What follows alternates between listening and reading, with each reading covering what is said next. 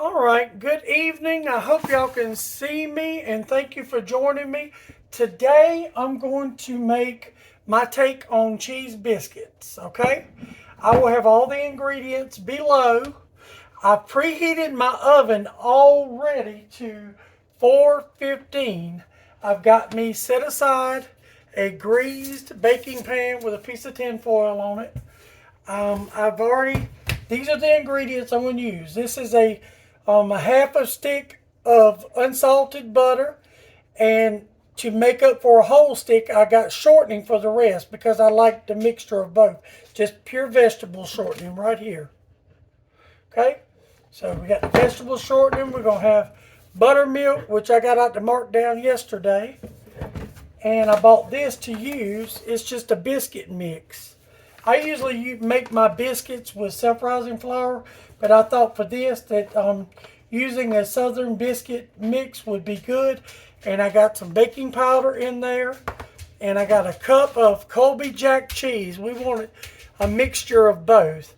And I've got garlic and onion powder, not salt, and it's right here. And I did add a little salt. I'll have all the measurements below. We're going to start with our dry ingredients in here. I'm going to set this aside. And I just want to aerate these just a little bit to get that baking powder, garlic powder, and onion powder mixed up. I just take my spider and do it. I done sifted this flour already. This is 2.5 cups of that biscuit mix, sifted and aerated. Okay. All right. I'm gonna put that there. Now my hands are clean because I washed them because I went ahead and did grease that pan. I just put this in here. This is the way I do mine. You can do yours with whatever you choose to do yours with. This is just simply how I choose to do mine, okay? All right, I take my hands and I want to work this butter in. It is cold out of the refrigerator, and the shortening is cold out of the refrigerator, okay? All right, we just want to get this worked in till it is pea-sized, and it's about there. See how it's clumping like that? You don't want it to go all the way away. You just want it to be kind of pea-sized because you want it to be cool, or rather ice cold if you can get it like that. If you want to stick it in the freezer for a few minutes, do that as well. But you don't want it to be whole chunks. You want it to be pea-sized so it will melt all the way through those biscuits. Okay. All right. Just about there.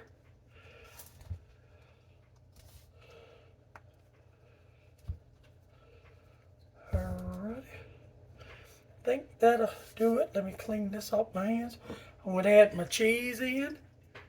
That's 1 cup of Colby Jack. You can use the cheese of your choice, cheddar, whatever. We just like this blend, and that's the blend we use. So, all right, now this is all mixed in.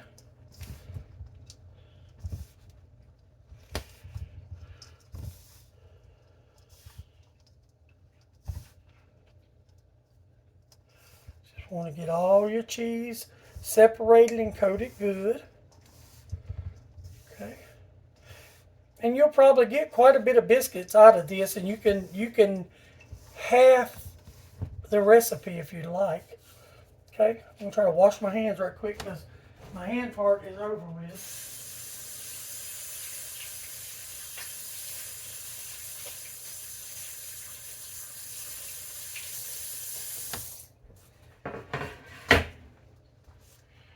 Righty. Let me get my measuring cup I forgot to get out.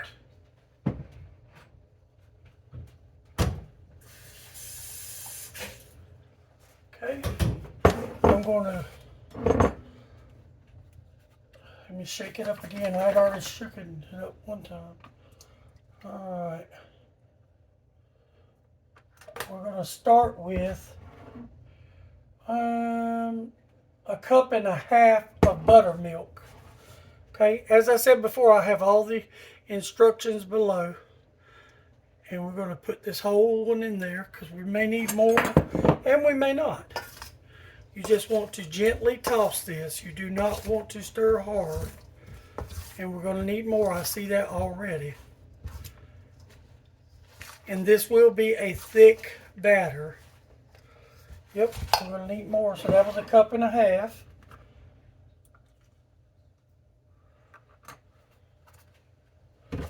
Okay. This makes it another 1.5 cups. We'll see how much of this we use. I'm not going to use it all at once because it's already getting pretty stiff.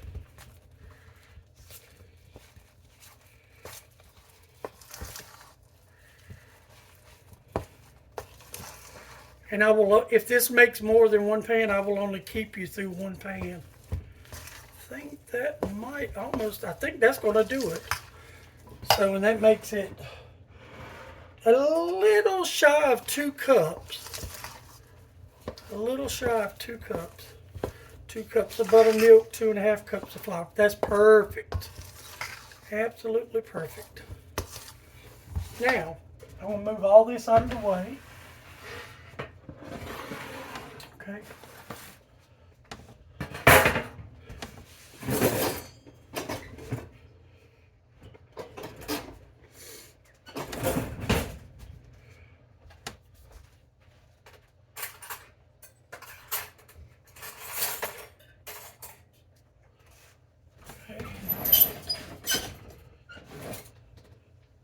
And you can put these any way you'd like to on your pan. You do not kind of want to roll them out, but you kind of want to get them in sort of some kind of ball. So what I generally do is try to just do the ball with my hand. I get a fresh scoop like this, and you can make them the size you want. That may be a little too big, like that. And I just sort of plop it in a spot and make it about as round as possible. Okay.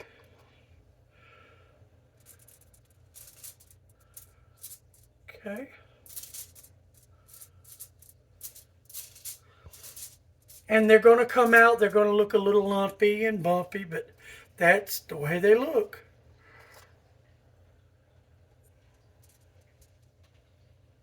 Okay, I need to add a little more to that one.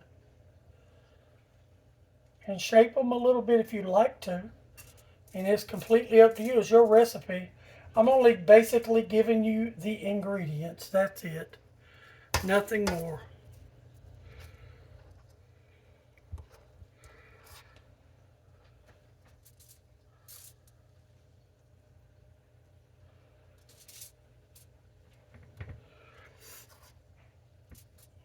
And these should bake on 415 probably, maybe 10 or 12 minutes. They'll rise pretty fast.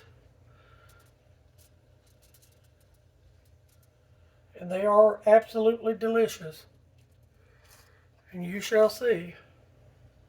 You want to space them a pretty good space out because they're going to rise. That one got a little too close, but I think we'll be all right. I will bring you back. I'm going to put these in the oven, and I'll bring you back as soon as they get through baking. All right, I'm back, and they are done. I don't know whether to let them cool. I've never done them on tinfoil before. I always use wax paper, but I was out of wax paper. Kind of scared they're going to stick on the tinfoil, and it looks like they are. Trying to get one off before I let them cool, but it looks like they're trying to stick. Should have waited on getting the wax paper. I thought I had some, or I would have purchased some. And I did grease the pan pretty daggone good. Just surprised they, I guess maybe the cheese.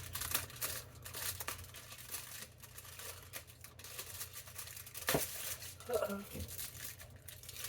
Don't want to tear it.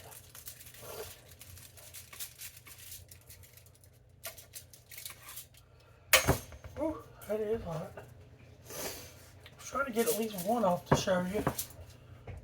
should have waited on the wax paper, and I started to, but I was bored. And when you get bored, things like this happen.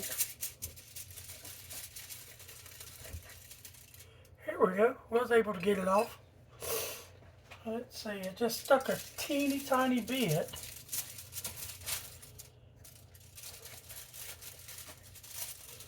I think once they cool, they may come off. Just hate that though, because I hate to post a video of a failure, but it is true TV, so. And it's not really a failure. You gotta wait till they cool. And we may just wait a minute for it to cool. But this is what they look like. Absolutely pretty. And they smell really good. See if I can get the one at the other end off. So, no tin foil. Use wax paper. And that's what I usually use when I make them. And they've never stuck before.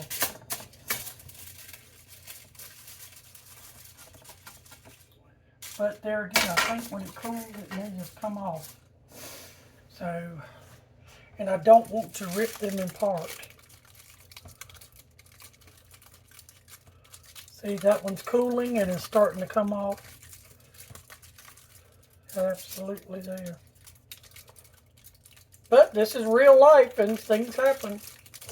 But we know no tin foil.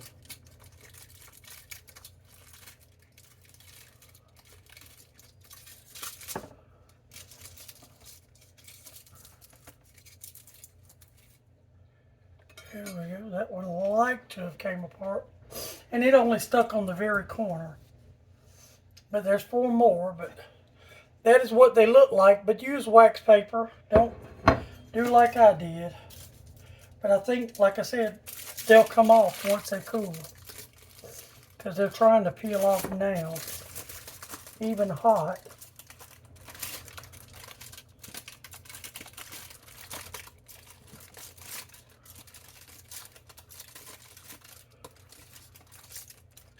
But this can be a lesson, because I absolutely learned one. I thought they would cook just the same.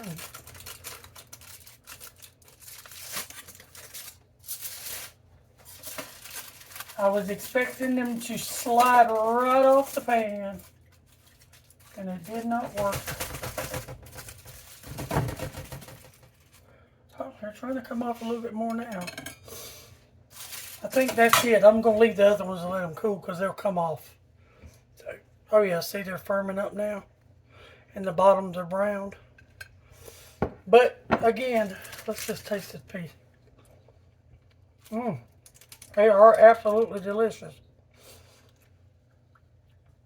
I think what I would do too is make them a bit smaller. Maybe just a bit smaller than this one. So, but I think, and this one's trying to come off now.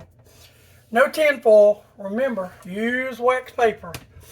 I just didn't have any, and I thought I could get by without it. So, and that did not go over very well. But thank y'all for joining me. Please forgive me. But you got the recipe, and you see it turned out good. It really is very good. That is really, really good. All right, thank y'all. Please overlook my mistake and don't do it like I did. Uh-oh. Maybe you just have to let them cool.